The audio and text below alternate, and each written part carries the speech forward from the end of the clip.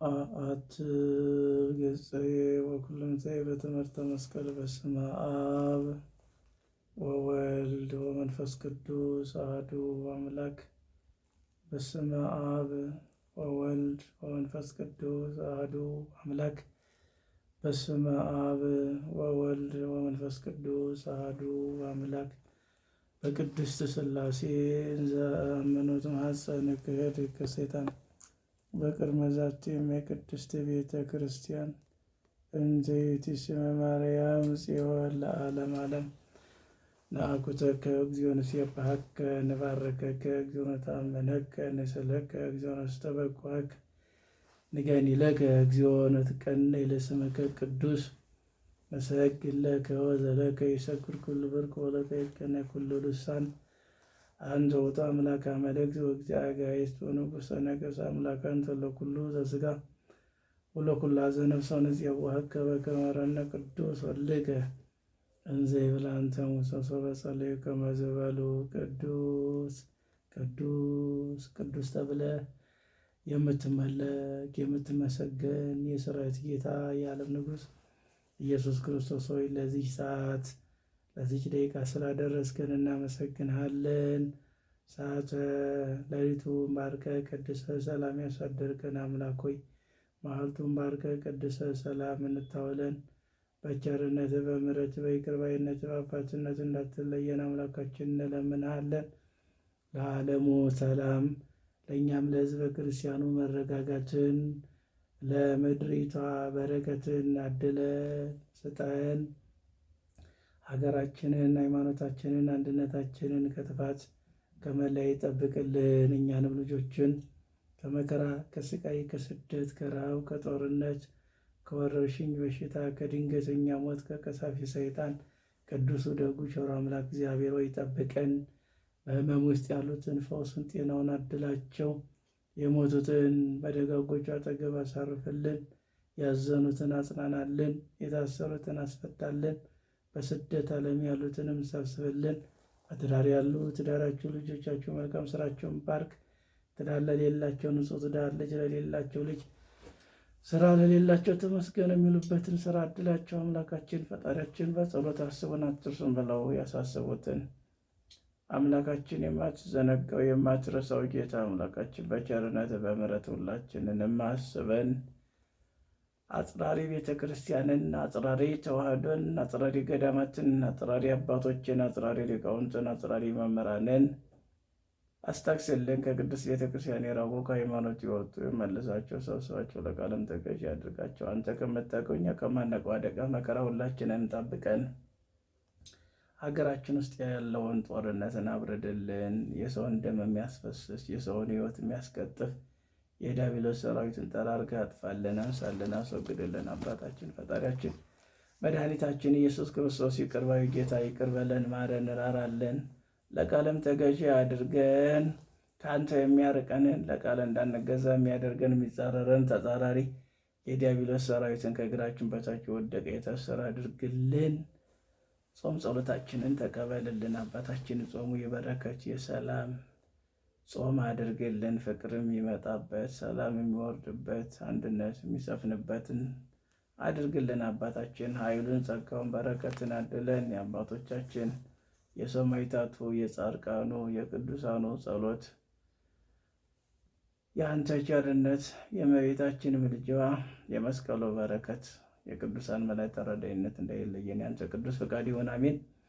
አቡነ ዘበሰማያት ይትቀደስ ስምከ ትምጻእ መንግሥትከ ወይኩን ፈቃድከ በከመ በሰማይ ከማሁ በምድር ሲሳየነ ዘለለዕለትነ ሀበነ ዮም ህድግ ለነ አበሳነ ወጌጋየነ ከመ ንሕነኒ ንህድግ ለዘአበሰ ለነ እግዚእሰ መንሱት አላድኅነነ ወባልሐነ እምኩሉ እኩይ እስመ ዚአከ ይእቲ መንግሥት ኃይል ወስብሐት ለዓለመ ዓለም። በሰላመ ቅዱስ ገብርኤል መልአከ ወእግዝእትየ ማርያም ሰላም ለኪ ድንግል በህሊናኪ ወድንግል በሥጋኪ እግዚአብሔር ጸወት ሰላም ለኪ ሩክሽ አንቲ ማነስ ወቡሩክ ፍሬ ከርሥኪ ተፈሥሒ ፍሥሕት ወምልዕተ ጸጋ እግዚአብሔር ምስለኪ ተሃልዮ ጸልዪ ምሕረተ በፍቅር ወልድኪ ኢየሱስ ክርስቶስ ከመ ይሥረይ ለነ ኃጣውኢነ ከመ ይጸን እግዚአብሔር አብይ ኦሊቀ ኢየሱስ ክርስቶስ ሥረይ ኃጢአት ኃጢአተ ኩሉ ሕዝብ ከመ ይሠራ ኃጢአት እግዚአብሔር ፍታ እግዚአብሔር ይባርከን። አሜን ይደረግልን። በስመ አብ ወወልድ ወመንፈስ ቅዱስ አሐዱ አምላክ አሜን። በስመ አብ ወወልድ ወመንፈስ ቅዱስ አሐዱ አምላክ አሜን። በስመ አብ ወወልድ ወመንፈስ ቅዱስ አሐዱ አምላክ ዘላለም ሥላሴ ቅዱስ የሆነው ጌታ አምላካችን እግዚአብሔር ስለማይነገር ስጦታው ክብርና ምስጋና አምልኮና ውዳሴ ለሱ ይሁን። እማ አምላክ ወላዲተ አምላክ ቅድስት ንጽሕት ድንግል ማርያም ስሟ ከፀሐይ መውጫ እስከ መጥለቂያው የተመሰገነ ይሁን። የዓለም ንጉሥ የዓለም ጌታ ኢየሱስ ክርስቶስ የተሰቀለበት መስቀሉ ፍቅሩን የገለጠበት ሥጋውን የቆረሰበት ደሙን ያፈሰሰበት መስቀሉ ክብርና ምስጋና ለሱ ይሁን። ቅዱሳን መላእክት፣ ቅዱሳን ነቢያት፣ ቅዱሳን ሐዋርያት፣ ቅዱሳን ሰማዕታት፣ ቅዱሳን ጻድቃን፣ ቅዱሳን አበው ስማቸው ለዘላለም የተመሰገነ ይሁን አሜን። የተወደዳችሁ የተከበራችሁ የክርስቶስ ቤተሰቦች የማምላክ የቅድስት የንጽሕት የድንግል ማርያም የአስራት ያደራ የቃል ኪዳን ልጆች የመስቀሉ አማኞች የቅዱሳኑ ወዳጆች ክቡራን አዛውንት አባቶቻችን፣ ክቡራን አዛውንት እናቶቻችን፣ ወንድሞቻችን፣ እህቶቻችን ሕፃናቶችንም ጨምሮ በሰበሰበን በወደደን በፈቀረን በኢየሱስ ክርስቶስ ፍጹም ሰላም እንደምን አደራችሁ? እንደምን ዋላችሁ? እንደምን አመሻችሁ? በየሰዓት አቆጣጠራችሁ አሜን። ልዑል አምላክ ቅዱሱ ጌታ አባታችን እግዚአብሔር ይመስገን። እንኳን ለቅዱሳን አባቶቻችን እናቶቻችን ለሰማዕቱ ለቅዱስ መርቆሬዎስ ዓመታዊ መታሰቢያው ክብረ በዓሉ እንኳን አደረሰን አደረሳችሁ። ሌሎችም ቅዱሳን አሉ። ስለዚህ የሰማዕታቱን የቅዱሳንን ገድል እናደምጣለን። እግዚአብሔር በእነሱ ላይ አድሮ ይባርከን። ጸሎቱ ቃል ኪዳኑ ምልጃው አይለየን። ሰማዕቱ ሊቀ ሰማዕታት ቅዱስ መርቆሬዎስ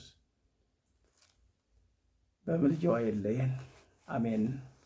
በስመ አብ ወወልድ ወመንፈስ ቅዱስ አሐዱ አምላክ አንድ አምላክ በሚሆን በአብ በወልድ በመንፈስ ቅዱስም አመኜ ምስጋና ይግባውና የጌታችንና የመድኃኒታችን የኢየሱስ ክርስቶስ ረድኤትን አጋዥ በማድረግ በሰማይና በምድር መካከል የክብር ኮከብ የተባለ የጌታችን ኢየሱስ ክርስቶስ ሰማዕቱ የቅዱስ መርቆሬዎስ የገድሉን የምስክርነቱን ዜና መጽሐፍ እጀምራለሁ። ይኸውም የሥቃዩ መጨረሻ የሆነበት ዶሪብ በተባለ በኅዳር ወር በ25 ቀን ነው። ጸሎቱ በረከቱ አማላጅነቱ ረድኤቱ ከሁላችን ሕዝበ ክርስቲያኑ ከሀገራችን ከኢትዮጵያ ጋር ለዘላለም ጸንቶ ይኖር አሜን።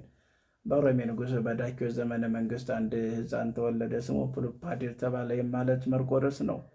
የስሙ ትርጓሜ አብ የሚወደው ወይም የአብ ወዳጅ ማለት ነው። ሌላውም ትርጓሜ የጌታችን ኢየሱስ ክርስቶስ አገልጋይ ማለት ነው። የዚህ ቅዱስ እናቱና የአባቱ ሀገር አስሊጥ ትባላለች። እርሱ ተወልዶ ያደገበት ሮሜ ናት።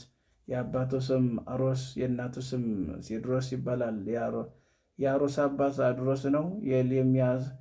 የአሮስና የሳድሮስ የቅዱስ መርቆሬዎስን አባትና አያት አሜታ ስራቸው አራዊትን ማደን ነበር። ሲያድኑም ከያዙትም ለንጉሱ ለመኳንንቱ ይወስዱ ነበር። እነርሱም በየዕለቱ ዋጋቸውን ይሰጧቸው ነበረ። ከዕለታት በአንድ ቀን እንደ ልማዳቸው ለአደን ወጡ። ከዚያም በኋላ ከሩቅ አገር ተነስተው ከገጸ ከለባት ወገን ሁለቱ ወደ እነሱ መጡ። ወደ አጠመዱበት ወጥመድ ደረሱ። በወጥመዱም እንዳሉ ዶል ጮኸ። ሳሮስም ነክተው ቢያዩአቸው መልካቸው የከፋ፣ የራሳቸው ፀጉር እንደ ፈረስ ጭራ ያለ፣ ጥርሳቸው እንደ አንበሳ ጥርስ፣ ዓይኖቻቸው እንደ እሳት የቀሉ፣ እግሮቻቸው እጆቻቸው እንደ ብረት፣ ጥፍሮቻቸው እንደ አንበሳ ጥፍር ያለው በሚያስፈራ ድምፅ ጮኹ። አሮስ የሚያስፈራ ድምፃቸውን በሰማ ጊዜ አባቱን ቀሰቀሰውና የሚያስፈራ ድምፅ ሰማሁ አለው። አባቱም ተነሳና ሰይፎቻቸውን ይዘው ወደ ወጥመዱ የገባው ለመያዝ ሄዱ። ይህም ገጸ ከለባት ባዩ ጊዜ በግንባራቸው ወደቁ፣ ልቦናቸው ተንቀጠቀጠ። እንደ በድኖችም ሆኑ። የአሮስ አባት ሳዶሮስን ስጋውን ያዙት፣ ይዘውም ሰባብረው በሉት። ይህም የቅዱስ መርቆሬዎስ አያት አሜታ ነው። ዳግመኛ ልጁ አሮስን ያዙትና ሊበሉትን ፈለጉ። የእግዚአብሔር መልአክ ከለከላቸው፣ እንዲህ አላቸው፣ ይህን ተዉት፣ አትንኩት፣ ከአብራኩ የሚወጣው መልካም ፍሬ አለና። ከዚህ በኋላ የእግዚአብሔር መልአክ በአውታረ እሳት ዙሪያውን ከቦ አስጨንቆ ያዛቸው። በተቸገሩ ጊዜ ወደ ቅዱስ መርቆሬዎስ አባት ወደ አሮስን መጡ፣ ሰገዱለት፣ ተማጸኑት። ከእግዚአብሔር መልአክ ዘንድ እንዲህ የሚል ቃል ሰሙ። እናንተ የውሻ መልክ ያላችሁ ህሮፎስና አረጋኒ ሆይ ከእርሱ የእግዚአብሔር ቅዱስ ይወለዳልና እርሱንስ ተዉት፣ አትንኩት። ያን ጊዜ ጌታችን ፍጥረታቸውን ከአራዊትነት ወደ ሰው አርአያ ለወጠው፣ እንደ የዋሆች በጎች ያደረጋቸው። ይህም ገጸ ከለባት አሮስ አሉት፣ ጌታችን ሆይ ከዛሬ ጀምሮ እኛ በአንተ ላይ ክፉ ነገር አናደርግም፣ በአንተ ላይ ክፋትም እንዳንሰራ እግዚአብሔር አዞናልና። አሁንም ተነስ፣ አትፍራ አሉት። በዚያን ጊዜ ተነስቶ በፊታቸው ቆመ። ባያቸውም ጊዜ ፈራ፣ እንዲህም አላቸው፣ ፊታቸውን ማየት አይቻለኝም እና ፊታችሁን ሸፍኑ፣ እግዚአብሔር በእኔና በእናንተ ሰላምን አድርጓልና ተነሱና ወደ አገሬ እንሂድ አላቸው። ተነስቶም ከእርሱ ጋር ሄዱ። ሄደውም ወደ አንዲት ሀገር በደረሱ ጊዜ እስከሚመሽ ድረስ በዚህ ተቀመጡ። የዚህም ሀገር ሰዎች ያዩአቸው እንደሆነ ይገሏቸዋል አላቸው። እንዲህ ገጸ ከለባትም እንዲህ አሉት፣ ጌታ ሆይ እኛስ ማንንም ቢሆን አንፈራም። እርሱ ወዳጃችን ሆነ። ወዳጃችን ወይ እኛ በማንም ላይ ክፉ ማድረግ አንፈልግም። በዚህ ተቀመጡ፣ እኛ ተመልሼ ወደ እናንተ እስክገባ አላቸው። አሮስም ያየውን ሁሉ እያደነቀ ከነሱ ሄደ። ወደ ሀገሩም ወደ ቤቱ ገባ። ለሚስቱም ይነግራት ጀመረ። ሚስቱም እንዲህ አለችው፣ ወንድሜ ወይ ዝም በል፣ እኔ በሕልሜ ያየሁትን በአንተ ላይ የሆነው ሁሉ እነግርሃለሁ። 2 የውሻ መልክ ያላቸው አየሁ፣ አባትን በሉት፣ አንተ ግን ተውህ። ከአንተ ጋር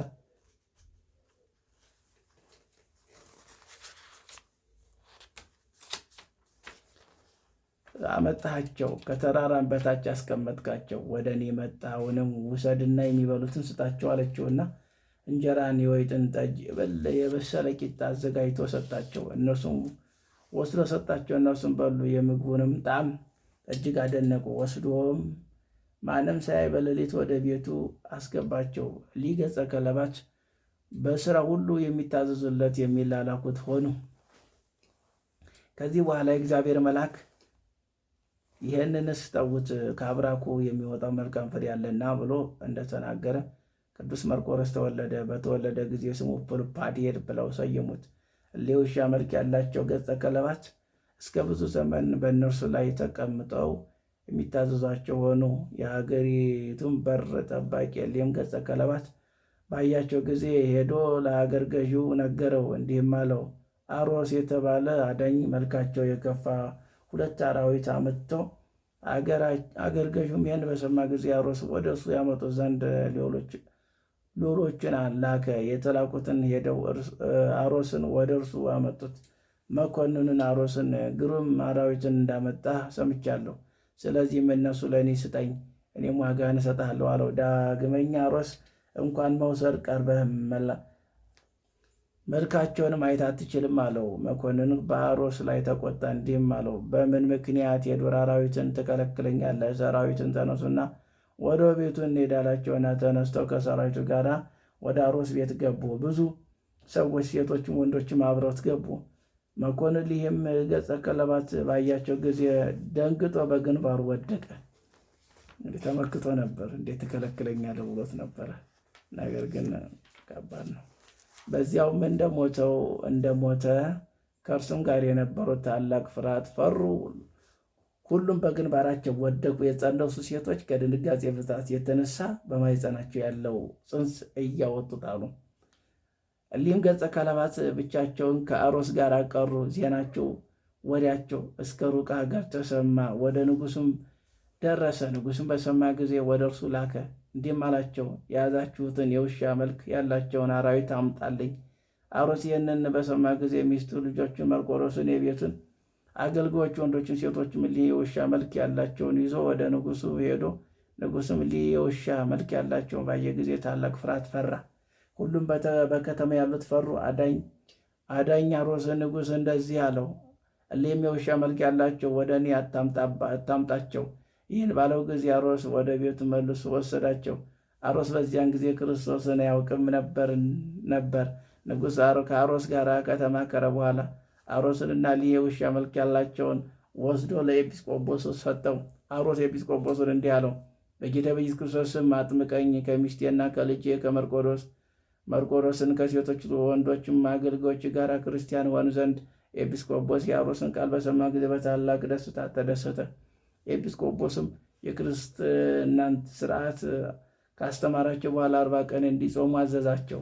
በአብ በወልድ በመንፈስ ቅዱስም አጠመቃቸው። ካጠመቃቸው በኋላ አሮስን ኖህ ብሎ ሰየመው። ሚስቱንም ታቦት ብሎ ሰየማት። ልጁን ፊሎጳዴር መርቆሮስ ብሎ ሰየመው። ኖህ እሊህም ገጸ ከለባት አመጣቸው። ባመጣቸውም ጊዜ ኤጲስቆጶሱ ከግርማቸው የተነሳ ፈራ። ከመልካቸው ክፋት የተነሳ ፊታቸውን በልብስ እንዲሸፍኑ አዘዘ። እሊህም አራዊትም ኤጲስቆጶስም አንድ አምላክ በሚሆን በአብ በወልድ መንፈስ ቅዱስም አጠመቃቸው። ካጠመቃቸው በኋላ ህሪፎስን፣ ገሊስጣፎርስን፣ አርጋኒን፣ ምርያንን ብሎ ሰየማቸው። ንጉሥም ኖኅን ቤተሰቡት እሊያም ገጸ ከለባት ከፍ ከፍ አደረጋቸው፣ በብዙዎች ሀገሮች ላይ አሰለጠናቸው። ንጉሥም ኖኅ እሊህም ገጸ ከለባት አጽናናቸው። ወደ ጠብም በሚሄዱበት ጊዜ ይረዱናል፣ ጠላቶቻችን ድል ያደርጉልናል ብሎ አዘዘ። ከዚያ በኋላ የቅዱስ መርቆሬዎስ አባት የሾመው ንጉሥ የወጋው ዘንድ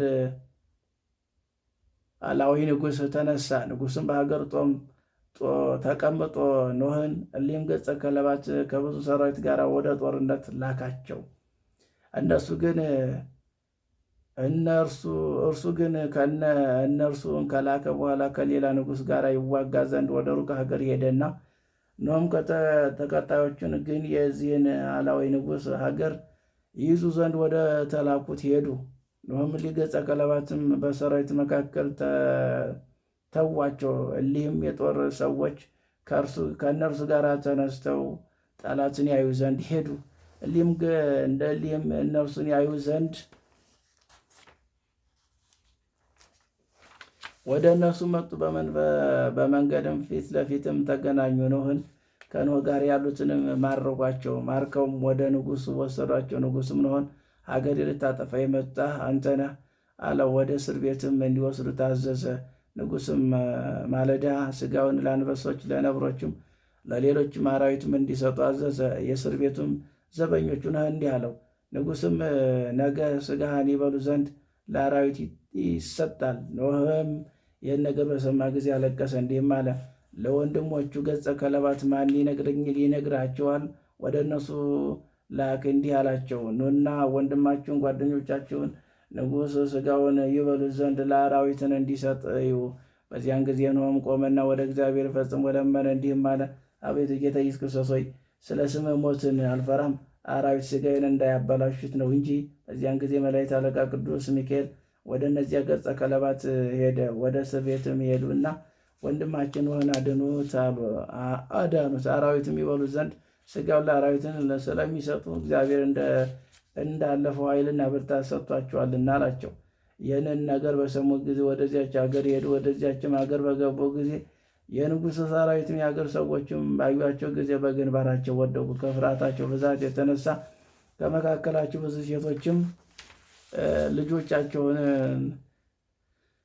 ነፍሰ ጡሮችን በማኅፀናቸው ውስጥ ያለውን አወጡ። ንጉሥም አገልጋዮችን አላቸው፣ አንበሶችና ነብሮችን ሁሉም አራዊትም ያምጧቸው፣ እሊህም የአራዊት መልክ ያላቸውን ይበሏቸዋል እንዳላቸውም አመጧቸው። እሊህም የውሻ መልክ ያላቸውን አንበሶችና ነብሮችም ሌሎችም አራዊት ባዩአቸው ጊዜ በእግሮቻቸው እያሸበሹ በእጆቻቸው አጨበጭቡ። የእግሮቻቸው አቧራ እንደ ጉም ተኖ እስከ ደመና እስኪደርስ ድረስ ሽቅብ ዘለሉ። አራዊት ሁሉ ያዟቸው፣ ሥጋቸውን ቆራርጠው ወደ ታች ወደ ላይ ወረወሯቸው። ስለተጠመቁ ጥምቀት እግዚአብሔር የረከሱ የበድን ሥጋ እንዳይበሉ አልወደደምና የእስር ቤቱን ሰብረው ባልንጀራቸውን ሆነ አወጡት። ንጉሥም ፈራ፣ ከቤቱም ጣራ ላይ ወጥቶ ቆመ። ነውም እግዚአብሔርን ባሪያ ሆይ ሀገራችንን አታጥፋ፣ በእኛ አትቀየመን አለው። ዳግመኛ ንጉሥ ሆነ አለው፣ ልብ የተመለሶልኝ ከአንተ ጋር እስከምነጋገር ድረስ የሊም ገጸ ከለባት ፊትን በልብስ ሸፍንልኝ። ነውም በእነሱ ላይ ጸለየ። በአብ በወልድ በመንፈስ ቅዱስም አማተበባቸው፣ ባረካቸው፣ ፊታቸውን ሸፈኑ። ንጉሥም ኑ አንተ የእግዚአብሔር ሰው ሆይ የመንግሥቴን እኩሌታ ለአንተ እሰጥሃለሁ።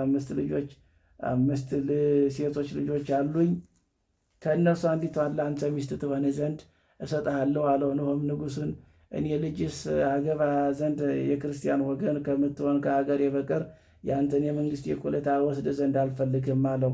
የንጉሥም ሀገርን ትቶ የንጉሥ ሰራዊቶችን ከተመለሱ በኋላ ከዚያ ሄዱ። የኖህ ሰራዊትም ወደ ንጉሳቸው በተመለሱ ጊዜ ኖህም ተማረከ። እሊህም የውሻ መልክ ያላቸው ጥፉ አሉት። ንጉሥን በሰማ ጊዜ ጠፉ አሉት። ስለ ንጉሥን በሰማ ጊዜ ገጸ ከለባት መጥፋት ደስ አለው። ንጉሥም የኖህ ሚስት ሊያገባ ወደደ። ከአገልጎቹም አንዱ የጃንደረባውን ሰምቶ ሄደና ለኖህ ሚስት ነገራት፣ እንዲህም አላት፣ እመቤቴ ወይ 2 የሚያስከፉ ነገሮችን አመጣሁብሽ። አንዱ ስለ ባልሽ ሞት፣ ሁለተኛ ንጉሥ ሊያገባሽ እንደወደደ። እርሷም ልጅ ወይ ጥሩ አደረክልኝ፣ እግዚአብሔር ይባርክ አለችው። ዳግመኛ አለችው፣ እኔ ከዚህ ልሸሽ እፈልጋለሁ። አንተስ ከኔ ጋር ልትመጣ ትፈልጋለህ ወይስ አትፈልግም? እርሱም እመቤቴ ወይ ከአንቺ ጋር እመጣለሁ አላት። ትንሽ ወርቅን ሰጠችውና ለበር ጠባቂው ስጠው አለችው። ከእርሷም ጋር የሚበቃትን ያህል ወርቅ ያዘች። ልጇን ቅዱስ መርቆሬዎስን ወሰደች። አንደኛ ጃንደረባ እንዲሁም ወሰደችው። በሌሊትም ወጥተው ከሀገር ወደ ሀገርም ሄደች። ወደ ሮሚ ሀገር እስክትደርስ ድረስ በዚያ ተቀመጡ። ኖህም ከዚያ ገጸ ከለባት ጋር ተመለሰ። ከዚያም ወደ አረሚ ሀገርም ሄደ። ገጸ ከለባትንም አንዱ ግልጣፉ ወርሶ የተሰኘው ሰማዕት፣ ሁለተኛው ማርያን የተሰኘው የኖህ ተከትለው ኖህ ወደ ሀገሩ ገባ። ንጉሥም ሰራዊቱም ሚስቱን ሊያገባ ወዶ ነበር ብለው እንዳይነግሩ ታዘዛቸው። ለንጉሥም ገጸ ከለባትን ከእርሱ ጋር የመጡ መስሎት ነበርና እጅግም አከበረው፣ ከፍ ከፍም አደረገው፣ ብዙ ገንዘብ ሰጠው። እንዲህም አለው፣ አትዘን፣ እኔ ሚስትህን ወዳለችበት መልእክተኞችን እልካለሁ አመጣልሃለሁ አለው። ኖህም ግን ስለ ሚስቱ ስለ ልጁ መርቆሬዎስ ያዝን ነበር፣ ዘውትርም ስለ እነርሱ ያስብ ነበር። ወደ ኤጲስቆጶስ ሄዶ በእርሱ ዘንድም ይረጋጋ ነበር። ኖህም ኤጲስቆጶስን አለው፣ አባቴ ሆይ ሁልጊዜ በቅዱስ ሚካኤል በዓል ቀን በልብስ የተከደነ እንጀራ ወይን በጽዋ ሲያመጡልኝ በሕልሜ ያለሁ አለው። ኤጲስቆጶስን ሆነ የዚህን ነገር ትርጓሜው እንዲህ ነው። ለሚስት እንደ ሞትክ መስሏት በቅዱስ ሚካኤል በዓል መባ ትሰጣለች፣ ቁርባንን ታቀርባለች። ሁሉን ማድረግ የሚቻለው እግዚአብሔር ከእሷ ጋር ይጨምርሃል አለው። ከዚያ በኋላ ንጉሥም ከሮም ሀገር ጋር ሊዋጋ ወደደ። ሄዶም ተዋጋ። የሮም ንጉሥም ሰራዊትን ኖህን ማርከው ወደ ንጉሳቸው ወሰዱት። የኖህም ንጉሥም ሀገራችን ልታጠፍ የመጣ አንተ ነህ አለው። ዳግመኛ በየትኛው ኃይሌ ሀገራችን ላጠፋ መጣሁ አለው። ኖህም ንጉሥን ያለ ጌታ ኢየሱስ ክርስቶስ ኃይል ምንም ኃይል የለኝም አለው። የሮም ንጉሥም ኖህን አለው፣ ክርስቶስ የሚሉትን ታውቃለህ ወይስ በእርሱ ታምናለህ አለው። ኖህም መለሰለት እንዲህም አለው፣ ቀድሞም አላውቀውም ነበር፣ ዛሬ ግን አውቀዋለሁ፣ አምንበታለሁ። ከእንግዲህም በኋላ አምንበታለሁ። ንጉሥም ኖህን የሚገባውን ተናገር አለው። ኖህም ቀድሞም አራማዊ አራዊትን የሚያድን አዳኝ ነበርኩ። ጌታ ኢየሱስ ክርስቶስ ግን በቸርነቱ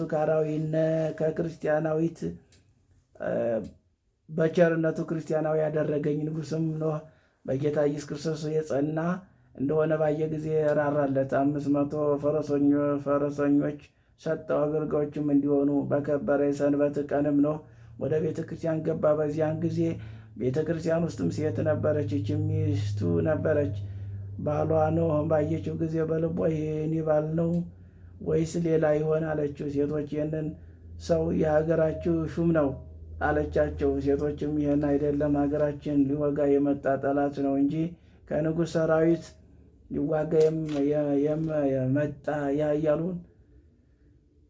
ኃያላኑን የንጉሥ ሰራዊትን ማርከው ወደ ንጉሥ ወሰዱት። እግዚአብሔር በንጉሡ ልብ ውስጥም ቸርነትን አደረገለት፣ ራራለት። ኖህም ከቤተ ክርስቲያን ውስጥ ወጥቶ ድንኳን ገባ። የሚስቱ ማደሪያ ለኖህ ማደሪያው ቅርብ ነበር። ልጇን መርቆሬዎስን የሚያምር ልብስ አለበሰችው፣ የወርቅ ትጥቅም አስታጠቀችው። እንዲህ አለችው፣ በሀገር ገዢው ፈረስ ላይ ተጫን። ቅዱስ መርቆሬዎስ ለምንድን ነው አላት። እናቱ መኮንን ባየህ ጊዜ አገልጋይ ያደርግሃል። ሕፃን ቅዱስ መርቆሬዎስን በሰማ ጊዜ አለቀሰ፣ እንዲህ አለ፣ እናቴ ወይ ይህን ነገር በአባቴ ጊዜ ለምን አልሆነም? በአባቴ ዘመን ሆኖ ቢሆን በተደሰትኩ፣ አባቴም እጅግ በባረከኝ ነበር አላት። እናቱም አለች፣ ልጅ ሆይ ሁሉን የሚቻለው እግዚአብሔር ከእርሱ በሚገኘው ክብር ያከብርሃል፣ አንተም አባትህ ይወድሃል አለችው። ሕፃኑ ቅዱስ መርቆሬዎስ ሂድና በመኮንን ፈረስ ላይ ተጫን። የመኮንን አገልጋዮችን ጮኹበት፣ ውረድ አሉት። መኮንን ተዉት፣ ወደ እኔ ይምጣ አላቸው። ሕፃኑም ምን ትፈልጋለህ አለው። ቅዱስ መርቆሬዎስ የአንተ ጭፍራ መሆን እፈልጋለሁ አለው። የቅዱስ መርቆሬዎስ እናት በኋላ መጣች። መኮንን የልጅሽ ነውን አላት። አዎ ልጄ ነው አለችው። መኮንን አንቺ ከዚህ ሀገር ነሽ አላት። እርሷም አይደለሁም አለችው። መኮንን እንግዲህ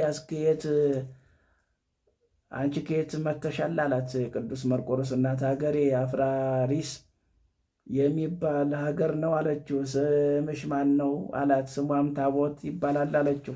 ዳግመኛም የሕፃን ልጅሽ ማን ይባላል አላት። የመጀመሪያው ስሙ ፕሉፓዴር ይባል ነበረ፣ ከተጠመቀ በኋላ ግን መርቆሬዎስ ብለውታል አለችው። መኮንንም አባቱ ሞተ ወይስ በሕይወት አለ አላት። ከሌላ ንጉሥ ጋር ሊዋጋ ሄዶ ነበረ፣ ሞቱን ሰማሁ አለችው። ስሙ ማን ይባል ነበር አላት። የመጀመሪያው ስሙ አሮስ ይባላል፣ ከተጠመቀ በኋላ ግን ኖህ ብለውታል አለችው።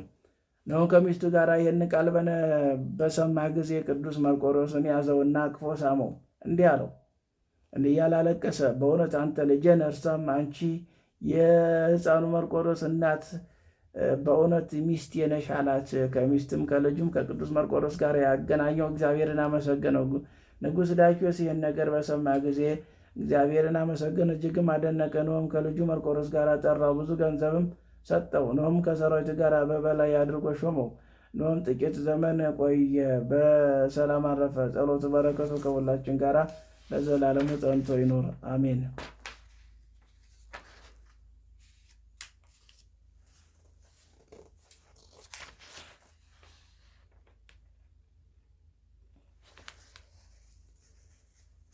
የሰማዕቱ የቅዱስ መርቆሬዎስ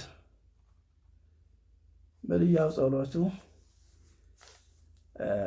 አይለየን፣ ቃል ኪዳኑ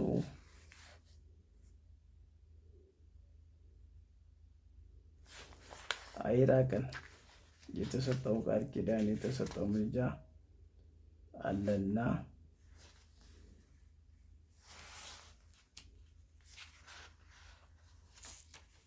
በእግዚአብሔር ያመነ ጠላትን ያሸንፋል ማለት ነው። ጠላት ደግሞ ያው ሰይጣን ስለሆነ ማለት ነው።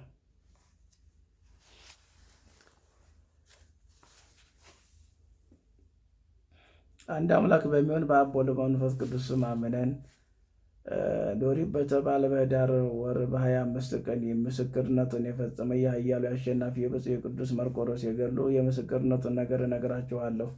ልመናው አማላጅነቱ ከሁላችን ጋር ይሁን ለዘላለሙ።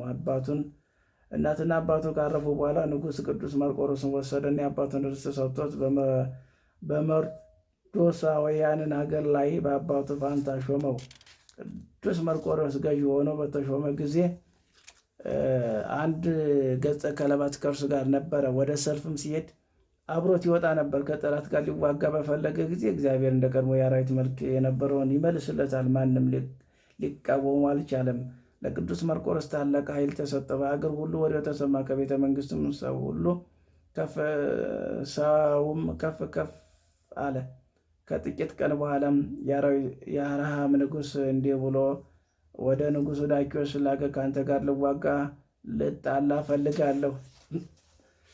ዳኪዎስም ንጉሥ መልእክተኞቹን እንዳላከ ይህንንም አለው። ንጉሥ ዳኪዎስም ቅዱስ መርቆሬዎስን ጠራውና እንዲህ አለው፣ የሚያስፈልግህን ያህል ሰራዊትን ያዝ፣ ሄደ ከአርሃም ንጉሥ ጋር ተዋጋ። ቅዱስ መርቆሬዎስም ሰራዊትን ይዞ ወደ አርሃም ንጉሥ ሄደና ከሰራዊት ጋር ከተመ። የአርሃም ንጉሥ እንዲህ አለ፣ እርስ በርሳቸው ተያዩ። ቅዱስ መርቆሬዎስ ወደ አርሃም ንጉሥ እንዲህ ብሎ ላከ፣ ነገ ከአንተ ጋር እንዋጋለን። በዚያን ጊዜ ዋሉ። ጊዜው መሸ። ቅዱስ መርቆሬዎስም ከሰራዊቱ ጋር ተኛ። በነጋውም ሕልም ጥር 25 ቀን የእግዚአብሔር መልአክ ቅዱስ ገብርኤል ለቅዱስ መርቆሬዎስ ተገለጸለት። የተሳለ ሰይፍ ሰጠው፣ እንዲህ አለው፣ እግዚአብሔር ኃይል ሰጥቶሃል። እንካ፣ ነገ ጠላትን ድል ትነሳለህ። ዳግመኛ የእግዚአብሔር መልአክ ቅዱስ መርቆሬዎስን አለው፣ ንጉሥ ዳክዮስም የክርስቲያን ሕግ ትቶ ለጣዖት ሰገደ። አንተን ግን ምስጋና ይግባውና ከእናትህ የተማርከውን የክርስትና ሕግ የጌታችን ኢየሱስ ክርስቶስ እምነቱ ጠብቃለሁ። ቅዱስ መርቆሬዎስን ከእንቅልፉ በነቃ ጊዜ አዘነ። መኳንንትም ሊያረጋጉት መጡ። በከባድ ሐዘን ተይዞ ባዩት ጊዜ ጌታችን ለምን ፈጽመህ ታዝናለህ አሉት። እርሱም በአንዲት ሌሊት የከፋች ሕልም አለምኩ አላቸው። እነርሱም ጌታችን ወይ ጦር አስጨንቆ ከሆነ ወደ ጦርነት አንወስድህም፣ በአንተ ፋንታ እኛ እንጋደላለን እንጂ አሉት። ቅዱስ መርቆሬዎስም ስለ ጦርነት አትፍሩ፣ እኛ እናሸንፋለን፣ ግን ስለ ዳክዮስ ንጉሥ አዝኛለሁ፣ የክርስቶስን ሃይማኖት ትቶ ለረከሱ ጣዖታትን ሰግዷልና አላቸው። መኮንን ይህን በሰሙ ጊዜ ለንጉሥም አዘኑ። ከጠላት ጋር ሊዋጋ ወደ ጦርነት የእግዚአብሔር መልአክ ዳግመኛ ለቅዱስ መርቆሬዎስ ተገለጸለት። የተሳለ ሰይፍን ሰጠው፣ እንዲህ አለው፣ እግዚአብሔር ይህንን ሰጥቶሃል። ስለዚህም ፈጽመ በርታ፣ ጠላቶችን ድል ትነሳለህ። ጠላቶችን ድል በነሳህ ጊዜ እግዚአብሔር አምላክን አስበው አለው። ታላቅ ግድያም ተጋደለ። ከአረማዊም ብዙዎችን ሞቱ። ቅዱስ መርቆሬዎስን ከደም ብዛት የተነሳ እጁ ከሰይፉ ጋር እስከተጣበቀ ድረስ ብዙዎችን ገደለ። ከሞትም የተረፉትን አሳዶ በሰላም ወደ ሀገሩ ተመለሰ። ንጉሥ ዳክዮስም ቅዱስ መርቆሬዎስን ጠላትን ድል ነስቶ እንደተመለሰ በሰማ ጊዜ ብዙ ገንዘብ እጅ መንሻ ላከለት። ቅዱስ መርቆሬዎስ ግን ንጉሡ ዳክዮስን ለረከሱ ጣዖታትን እንደሰገደና ፈጣሪውን ክርስቶስን እንደካደ ሰምቶ የላከለትን እጅ መንሻ በሙሉ መለሰለት። ቅዱስ መርቆሬዎስን ወደ ሀገሩ በቀረበ ጊዜ በጌታችን ስላመነ ንጉሡ ዳክዮስም የገደላቸውን የሙታን በንዶችን አገኘ። ከፈረሱም ወርዶ እጅግም አዘነ፣ አለቀሰ። ደግሞም በፈረሱ ላይ አልተጫነም። ወደ ንጉሥም ቤተ መንግስትም ቤተ መንግስትም መግባት እምቢ አለ። ዳግመኛ የእግዚአብሔር መልአክ ተገለጸለት። ስለምን የአምላክን የእግዚአብሔርን ስም ረሳህ? ለምንስ አላሰብከውም አለው። በዚያን ጊዜ ንጉሥ መልእክተኞቹን ልኮ ወደ እርሱ አስቀረበው። ስለ መዘግየቱም አደነቀ። እንዲህም አለው፣ የእኔ ፍቅር እንዴት ተውክ? ለአማልክት ዕጣን ለማሳረግ እንዴት አልመጣህም? በዚያን ጊዜ ቅዱስ መርቆሬዎስ ትጥቁን ልብሱንም ወረወረለት። ንጉሥም እንዲህ አለው፣ የእኔ ክብር በጌታዬ ኢየሱስ ክርስቶስን አልለውጥም፣ ለረከሱ ጣዖታችም አልሰግድም። ይህን ብሎ ወደ ንጉሥ ቤትም መግባትን እምቢ አለና ተመልሶ ወደ ቤቱ ገባ። ዳግመኛ ንጉሥም እንዲህ ሲል ላከ፣ በጦርነት የሆነውን እስኪ ና ንገረኝ። ቅዱስ መርቆሬዎስን በጦርነት ደክሜያለሁ፣ መምጣት አልችልም አለው። ከዚያም በኋላ ቅዱስ መርቆሬዎስ ማቅ ለብሶ ቆሞ ወደ እግዚአብሔር ጸለየ፣ እንዲህ አለ፣ አቤቱ ለረከሱ ጣዖታችን ከመስገድ አድነኝ። በማንግስቱም ንጉሡ ቅዱስ መርቆሬዎስን ጠራው። ቅዱስ መርቆሬዎስም እኔ ታምሜያለሁ፣ መምጣት አልችልም አለው። ንጉሥም ተወውት አለና 3 ቀን 3 ሌሊትም ተቀመጠ። አቤቱ ከሰይጣን ትዕቢት አድነኝ አለ። ዳግመኛ ንጉሥም ወደ ቅዱስ መርቆሬዎስ ላከ። ቅዱስ መርቆሬዎስ መምጣትን እምቢ አለ።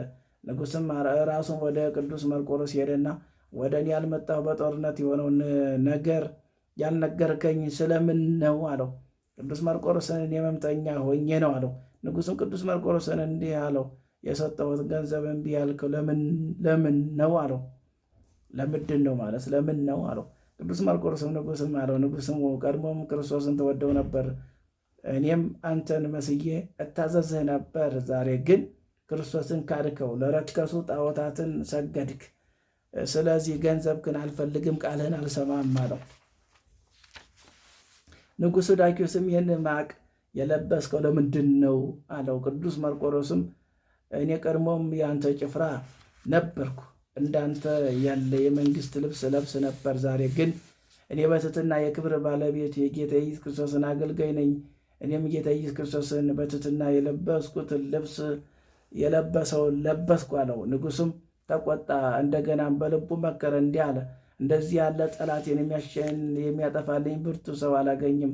ይህን ብሎ ሰራዊቱን የመርቆሬዎስ ልብ ጠፍቷልና ለአማልክት አልሰገደምና ወደ እስር ቤት ውሰዱት፣ እስከ 8 ቀን እስከሚመከር ድረስ ከ8 ቀን በኋላ ወደ እኔ ያምጡት አላቸው። እንዳላቸውም አደረጉ። በ8ኛ ቀን ወደ እርሱ አመጡት። ንጉሥም መርቆሬዎስ ወይ ልብህ ተመለሰ አለው። ቅዱስ መርቆሬዎስም ንጉሥ ከታናሽነት ጀምሮ እስከ ዛሬ ድረስ ፈጣሪን ያልተውም። ንጉሥ አንተ ግን ቀድሞ ክርስቶስን በምትወደው ጊዜ ልብ ነበረ፣ ዛሬ ግን ልብ የለህም። አብደህ የሰማይና የምድር ንጉሥ ኢየሱስ ክርስቶስን ትተኸዋል አለው። ንጉሥም ቅዱስ መርቆሬዎስ ላይ ተቆጣ። ቁጣም ተቆጥቶ ሰራዊቱን ቅዱስ መርቆሬዎስን ዳግመኛ ወደ እስር ቤትም እንዲወስዱት አዘዘ። እንዳዘዙትም አደረጉት። ንጉሥም ስለ ቅዱስ መርቆሬዎስ ደንግባቱን በጦርነት ጠላትን ድል ስለማድረጉ አዘነ። ከ3 ቀን በኋላ ቅዱስ መርቆሬዎስ ወደ እርሱ ያመጡት ዘንድ ላከ። ወደ እርሱም አመጡለት። ንጉሥም አለው፣ ለሰውነት ራራ፣ ደንግባትን አታጥፋ፣ እኔ አራራልህምና። ቅዱስ መርቆሬዎስ ንጉሥ ጌታችን ኢየሱስ ክርስቶስን በቅዱስ ወንጌል እንዲህ ይላል፣ ሥጋችሁን የሚገሉትን አትፍሩ፣ ነፍስን ግን ሊገሉ አይችሉምና፣ ይልቁንስ ነፍስና ሥጋን በአንድነት በገሃነመ እሳት ማጥፋት የሚችለውን ፍሩት አለው። ንጉሥም ሥጋውን እስከሚቆራረጥ ደግሞ በምድር ላይ እስኪፈስ ድረስ በጅራፍ ይገርፉት ዘንድ አዘዘ። እንዲህም አደረጉበት። ንጉሥ መርቆሬዎስ ወይ እንደዚህ ይሻልሃል አለው። ዳግመኛ ወደ እስር ቤትም ወሰዱት። ወስደውም እጅና እግሩን አሰሩት። መንፈቀ ሌሊት በሆነ ጊዜ ቅዱስ መርቆሬዎስ ቆመና እንዲህ ሲል ጸለየ። አቤቱ ጌታ ኢየሱስ ክርስቶስ ሆይ ኃጢአቴን ይቅር በል፣ በስምህ እስከ ሞት ድረስ አጽናኝ፣ ከቅዱሳን ከሰማዕታት ሁሉ ጋር ጨምረኝ። በዚያን ጊዜ የመላእክት አለቃ ቅዱስ ሚካኤል ከሰማይ ወረደ፣ በእስር ቤት ውስጥም ተገለጠለት። እግዚአብሔር ኃይልን ሰጥቶሃልና ከቅዱሳን ከሰማዕታት ጋር ጨምሩሃል። ነገም ስለ ስሙ ሰማዕት ትሆናለህ። ስለ ስምህም ዕጣንና መሥዋዕትን፣ ቁርባኑ፣ ዘይትን ማንኛውም ቤተ ክርስቲያን የሚገባውን ላደረገ እግዚአብሔር ኃጢአቱን ሁሉ ይቅር ይለዋል። ሁሉም ለድሆችና ለችግረኞች ለእንግዶች ቢሆንም ስለ ስምህ እስከ ቀዝቃዛ ውሃ ለሚሰጥ፣ የገድል መጽሐፍ ለሚጽፍ፣ ለሚያጽፍ፣ ለሚያነብ፣ ለሚተረጉም፣ ለሚሰማው ስሙን በሕይወት መጽሐፍ ይጻፍለታል። እስረኞችን ለሚያረጋጋቸው፣ ጥሩ ነገርንም ለሚያደርግላቸው እግዚአብሔር ኃጢአቱን ይቅር ይለዋል። ስለ ስም ቤተ ክርስቲያን ለሠራና እግዚአብሔር በመንግሥተ ሰማያት ማደሪያ ይሰራለታል። ከአብርሃምና ከይስሐቅ ከያዕቆብ ጋር ይጨምረዋል አለው። ዳግመኛ የእግዚአብሔር መልአክ ቅዱስ መርቆሬዎስን የእግዚአብሔር ኃይል ከአንተ ጋር ነው አለው። ይህንን ካለው በኋላ የእግዚአብሔር መልአክ ከእርሱ ሄደ። ያን ጊዜ የብረቱ ማሰሪያ ከእጁና ከእግሩ ተፈታ። ቅዱስ መርቆሬዎስ ቆመና ወደ ፈጣሪው ለመነ፣ እግዚአብሔርን አመሰግነው። በማግስቱ ንጉሥ ቅዱስ መርቆሬዎስን ወደ እርሱ ያመጡት ዘንድ አዘዘ። አመጡት። ቅዱስ መርቆሬዎስን ለደንግባት ራዘን ራራ አለው። ቅዱስ መርቆሬዎስ ንጉሥ አንተ ለጣዖት መስገድ ተው፣ ለነፍስም ራራ አለው። ንጉሥ ቅዱስ መርቆሬዎስ ላይም ተቆጣ። ጭፍሮቹን ወስዳችሁ ራሱን ቁረጡት አላቸው። በዚህን ጊዜ የሀገር ሰዎች ስለ ቅዱስ መርቆሬዎስ በእርሱ ላይ እንዳይነሱ ፈራና በብረት ማሰሪያ አስሮ ወደ ቂሳሪያ ሀገር ላከው። በዚያን እንዲያሰቃዩት አዘዘ። ብዙ ስቃይም አሰቃዩት። ካሰቃዩት በኋላ ንጉሥ ዳኪዎስም እንዳዘዛ ራሱን በሰይፍ ቆረጡት። ኅዳር 25 ቀን ገድሉን ፈጸመ። በመንግሥተ ሰማያት የምስክርነትን አክሊል ተቀበለ። ጸሎትና በረከቱ፣ ልመና፣ አማላጅነቱ ከሁላችን የጥምቀት ልጆች ጋር ይሁን ለዘላለሙ አሜን። የሰማዕቱ የቅዱስ መርቆሬዎስ ምልጃው፣ ጸሎቱ፣ ቃል ኪዳኑ አይለየን። እግዚአብሔር በቸርነቱ ይጠብቀን። የምሕረት አባት የይቅርታ ባለቤት ነውና አባታችን ፈጣሪያችን መድኃኒታችን ኢየሱስ ክርስቶስ ሰላሙን ለሁላችንም ያድለን። አሜን። አቡነ ዘበሰማያት ይትቀደስ ስምከ ትምጻእ መንግሥትከ ወይኩን ፈቃድከ በከመ በሰማይ ከማሁ በምድር ሲሳየነ ዘለለትነ ሀበነ ዮም ኅድግ ለነ አበሳነ ወጌጋየነ ከመ ንሕነኒ ንኅድግ ለዘአበሰ ለነ ኢታብአነ እግዚኦስተ መንሱት አላድኅነነ ወባልሐነም ኩሎ እኩይ እስመ ዚአከ ይእቲ መንግሥት ኃይል ወስብሐት ለዓለመ ዓለም። በሰላመ ቅዱስ ገብርኤል መልአክ ኦ እግዝእትየ ማርያም ሰላም ለኪ ድንግል በህሊናኪ ወድንግል በሥጋኪ እመ እግዚአብሔር ጸወ ሰላም ለኪ ብሩክት አንቲ እምአንስት ወቡሩክ ፍሬ ከርሥኪ ተፈሥሒ ፍሥሕት ኦ ምልዕተ ጸጋ እግዚአብሔር ምስለኪ ዛሊዮ ጸልይ ምሕረታ በፍቅር ወልድኪ ኢየሱስ ክርስቶስ ከመ ይስረይ ለነ ኃጣውኢነ ከመ ይጸን እግዚአብሔር አብይ። እንግዲህ እንዲህ ነው ቅዱሳን አባቶቻችን በእምነት የጸኑት፣ እግዚአብሔርን ደስ አሰኝተው ያለፉት። ዋጋቸው፣ በረከታቸው፣ ጸሎታቸው፣ ምልጃቸው አይርቅም ማለት ነው። ቃል ኪዳን ተሰጥቶታል ሰማዕቱ ቅዱስ መርቆሬዎስ።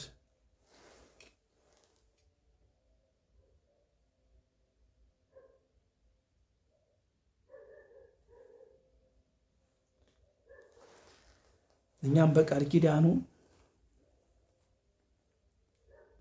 በስሙ አምነን መታሰቢያ የሚያደርግ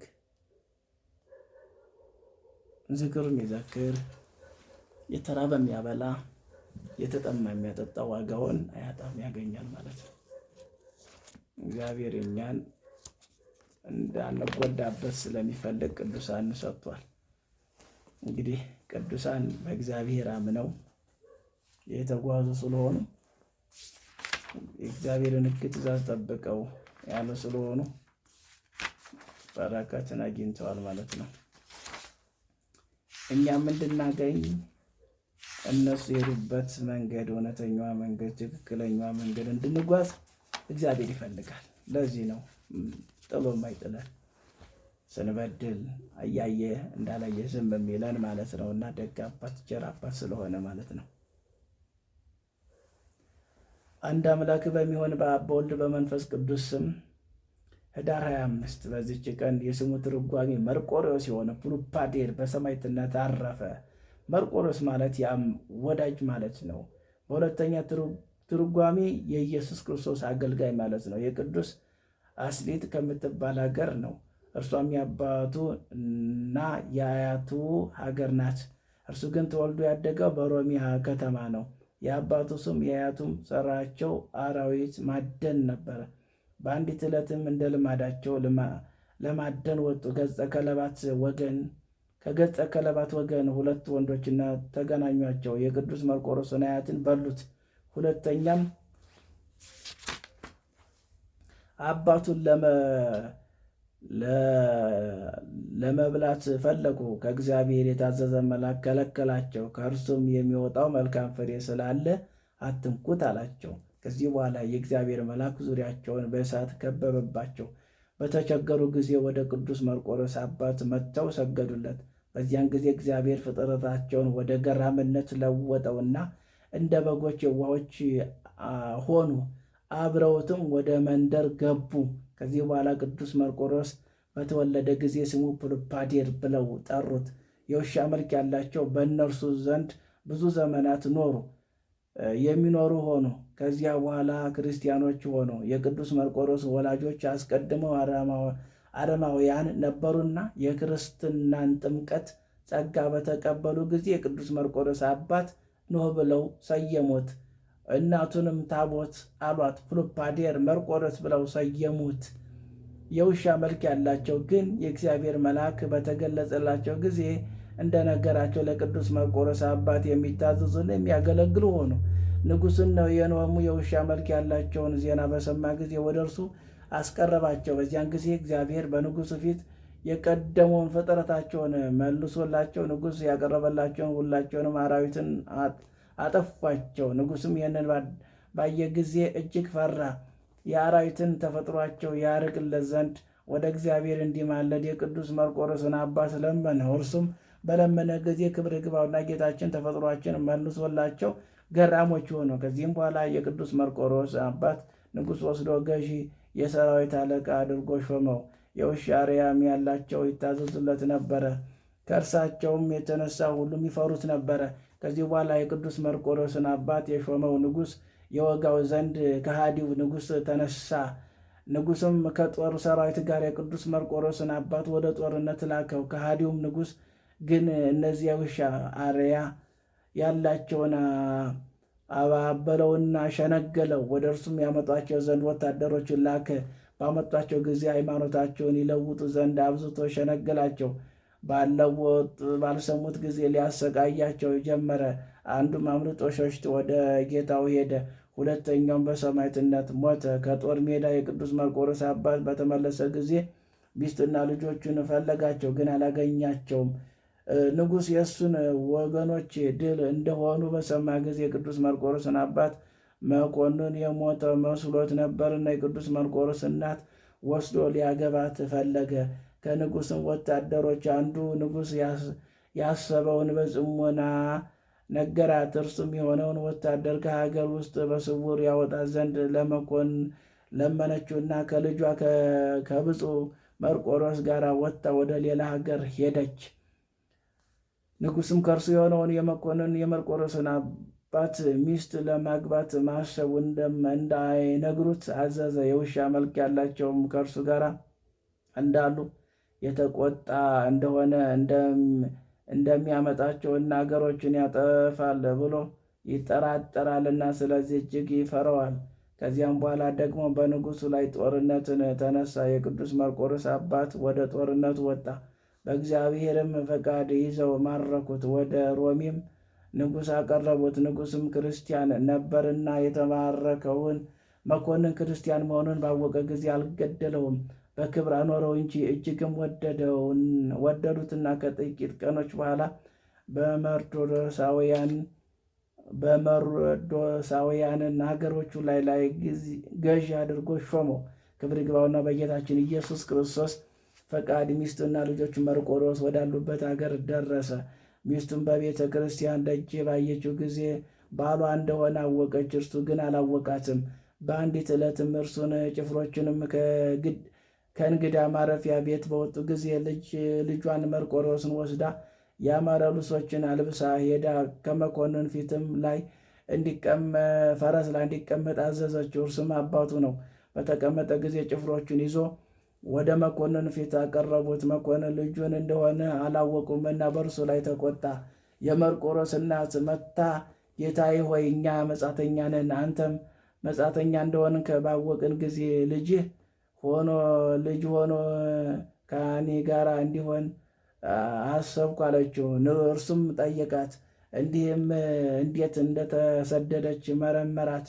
እርሷም ሚስቱ እንደሆነች ነገረችው። በዚህን ጊዜ አውቃ ልጇን መርቆሬዎስን አውቃው እጅግ ደስ ብሏቸው እግዚአብሔርን አመሰገኑ። ያንን የእንግዳ ማረፊያ ቤተ ክርስቲያንን አደረጉት። እግዚአብሔር እያመሰገኑ በአንድነት ኖሩ። ከዚያ በኋላ አባቱን እናቱም በሞቱ ጊዜ ንጉሥ ቅዱስ መርቆሬዎስ ወስዶ በአባቱ ፋንታ መርዶሳውያንን አገር ላይ ሾመው። ቅዱስ መርቆሬዎስ መኮንንን በተሾመ ጊዜ ያገጸ ከለባት ከእርሱ ጋር ነበረ። ወደ ጦርነት አብሮት የሚወጣ ሆነ። ለመዋጋት በሚሻ ጊዜ የቀድሞ አራዊት የሆነው ተፈጥሮን እግዚአብሔር ይመልስለት ነበር። ማንም ሊቋቋመው የሚችል የለም።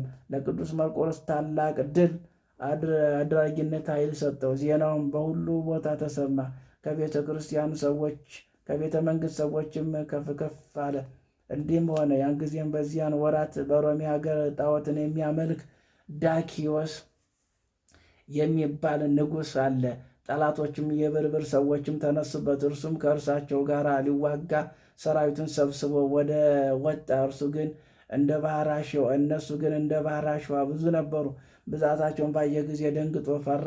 ቅዱስ መርቆሬዎስ እግዚአብሔር ያጠፋቸው ዘንድ በእጆቹም አሳልፎ ሊሰጣቸውና አለውና አትፍሩ አለው። ከዚህም በኋላ ቅዱስ መርቆሬዎስ የእግዚአብሔር መልአክ በውጊያው ውስጥ አየው። የተሳለ ሰይፍን በእጁ ውስጥ አለ። ያችን ሰይፍ ሰጠው። እንዲህ አለው፣ ጠላቶችን ድል ባደረገ ጊዜ ፈጣሪ እግዚአብሔርን አስበው። ጠላቶችን ድል አድርገህ በሰላም ተመለስ። መልአኩም ዳግመኛ ተገለጠለት። ለምን የፈጣሪን የእግዚአብሔርን ስም መጥራት ረሳህ አለው።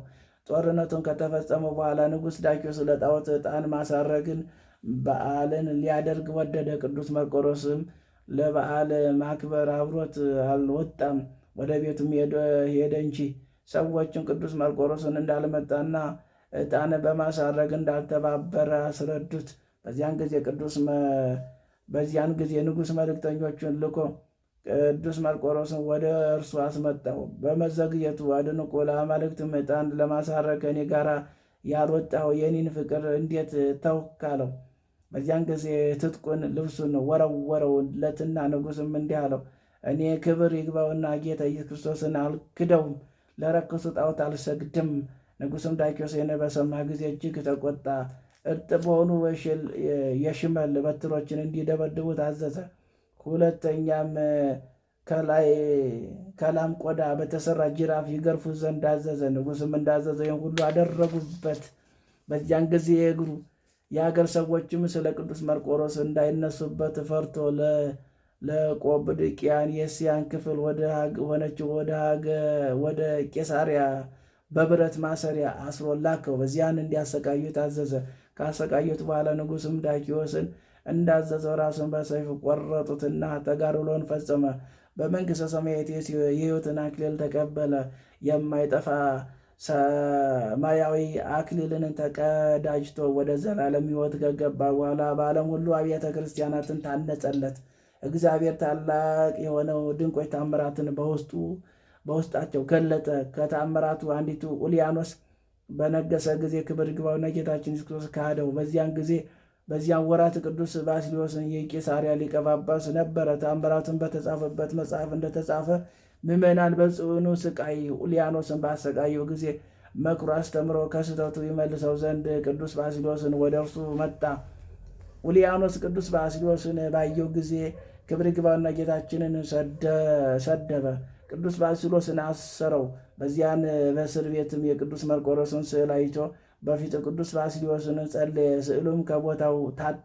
ያን ጊዜ ወደ ኡልያኖስ ሄዷልና በጦርነት ወግቶ ገደለውና ወዲያውኑ ወደ ቦታው ተመለሰ። ከጦሩ አንደበት ደም ይንጠፋጠፍ ነበረ። ቅዱስ ባስልዮስን ከሃዲው ኡልያኖስን ገደልከው እንደገደለ አውቆ እንዲህ ብሎ ተናገረ። የእግዚአብሔር የክርስቶስ ምስክር ሆይ የእውነት ጸር የሆነውን ኡልያኖስን ገደልከው። ያን ጊዜ አዎን እንደሚል ስዕሉን ራስን ዘንበል አደረገ። ቅዱስ ባስልዮስም ደስ ብሎት እግዚአብሔርን አመሰገነ። የዚህ የቅዱስ መርቆሬዎስ የሌላው ተአምር ከምስር ሀገር ከመስፍን ወገን የሆነ አንድ የእስላም ወጣት ነበረ። የእስላሞችን ሕጋቸውን መጽሐፋቸውን ተምሯል። በአንዲት ዕለት ወደ ባህር ዳርቻ በመንገድ አልፎ ሲሄድ አንድ የተፈረደበት ሰው አገኘ። አስቀድሞም እስላም የነበረ አሁን የክርስትናን ጥምቀት የተጠመቀ። የንጉሥ ጭፍሮቹን ይዘውታል። ሊያቃጥሉትም ጉድጓድ ምሰው በውስጡ ታላቅ እሳት አንድደው አዘጋጅተውለታል። ብዙ ሰዎችም ሲያቃጥ ለማየት ተሰብስበው ነበር።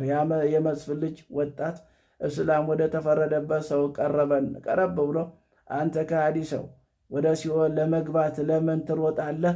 በኋላ በገሃነመ እሳት ውስጥ ለመኖር አንተ እግዚአብሔርን ባለ ልጅ ታደርገዋለህ።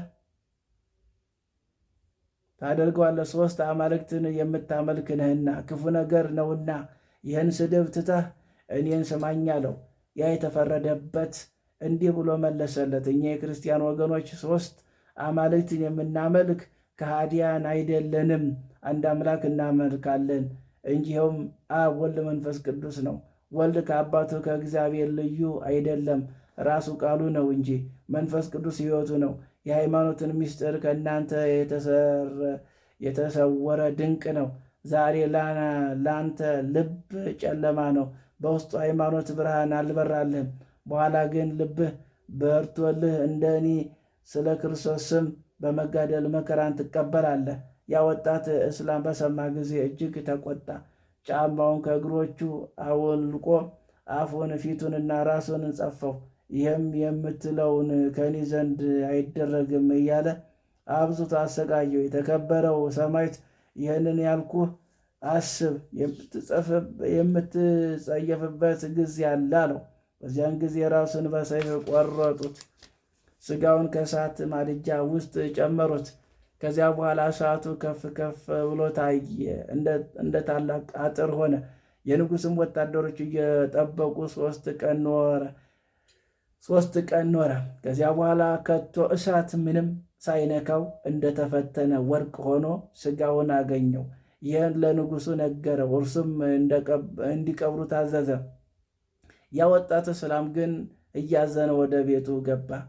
እርሱ ክርስቲያን እንደሚሆን ስለተናገረው ከሐዘኑ ብዛት የተነሳ የማይበላ የማይጠጣ ሆነ። እናቱም ወንድሞቹም ወደ እርሱ ተሰብስበው የማትበላ የማትጠጣው በአንተ ላይ የደረሰ ምንድን ነው አሉት። ክብር ይግባውና ለጌታችን ኢየሱስ ክርስቶስ ምስክር የሆነው የተናገራቸውን ነገራቸው። እርሱም ይህንን አሳች የተናገረው ተወው፣ በልብህ አታስበው እያሉ አጽናኑት። እርሱ ግን ከቶ ምንም አልተጽናናም። በዚህ ወራት ወደ ሐሰተኛው ነቢያቶች መቃብር ለመሄድ የሚሹ ሰዎች አይቶ ከእርሳቸው ጋር መሄድን እፈልጋለሁ ብሎ ለአባቱ ነገረው። አባቱም እጅግ ደስ ብሎት የሚበቃውን ያህል የወርቅ ዲናር ሰጠው። ለወዳጁም አደራ ብሎ ሰጠውና አብሮት ሄደ። በሌሊትም ሲጓዙ እነሆ ብርሃን የለበሰ አረጋዊ መነኩሴ የተገለጠለት። በፊቱም ቆሞ ትድን ዘንድ ና ተከተለኝ አለው። እንዲሁም ሁለተኛም ሦስተኛም ተገልጦለት ተናገረው።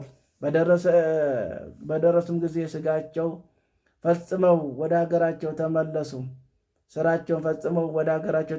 7 ቀንም ያህል ተጓዘ። እነርሱም በሌሊት ሲጓዙ ስለ ሥጋዊ ግድጃ ያ ወጣት ከግመል ላይ ወርዶ ለመጸዳዳት ዘወር አለ። ባልንጀሮቹም በበረሃ ውስጥ ትተውት ሄዱ።